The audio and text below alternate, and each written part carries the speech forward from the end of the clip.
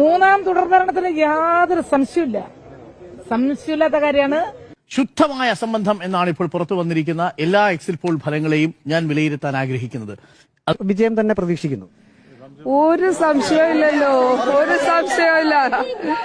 സംശയമില്ല.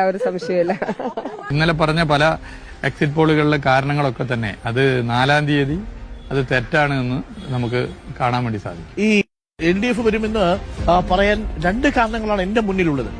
ഒരുപക്ഷെ exit poll തെറ്റാവാനുള്ള സാധ്യതയുണ്ട്, LDF തുടരാനുള്ള സാധ്യതയുണ്ട്. ഞങ്ങൾ ഭരണത്തിൽ തന്നെ വരാൻ പോവാണ്. പിന്നെ എന്തിനാ പ്രതിപക്ഷത്തെ പറ്റി ചർച്ച ചെയ്യുന്നത്? ഇല്ലാതെ വസ്തുനിഷ്ഠമല്ലാതെ കാര്യങ്ങൾ ചോദിക്കുക, എന്നിട്ട് അതിന് ഉത്തരം പറയിപ്പിക്കുക. ഞങ്ങൾ ഉറപ്പായിട്ട് ജയിക്കാൻ പോവാണ്. പോരെ? ഇതൊക്കെ നമ്മൾ വിശ്വസിച്ചിട്ട് ഇവിടെ കേരളത്തിൽ UDF അധികാരത്തിൽ വരണം എന്ന് പറഞ്ഞാൽ അത് വിശ്വസിക്കാൻ തൽക്കാലം സൗകര്യമില്ല എന്നുള്ളതാണ് ഏറ്റവും പ്രധാനപ്പെട്ട കാര്യം.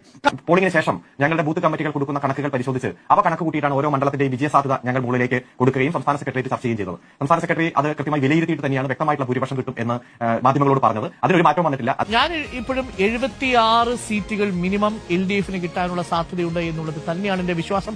സർക്കാർ അധികാരത്തിൽ വരുമെന്നുള്ള കാര്യത്തിൽ ഒരു സംശയമില്ല. ഇടതുപക്ഷ ജനാധിപത്യ മുന്നണിക്ക് 3ാം ടേമിലേക്കുള്ള അധികാര പ്രവേശനത്തിന്റെ പ്രഖ്യാപനമായിരിക്കും നാളെ രാവിലെ വോട്ടെണ്ണുന്നത് മുതൽ നടക്കാൻ പോകുന്നത്.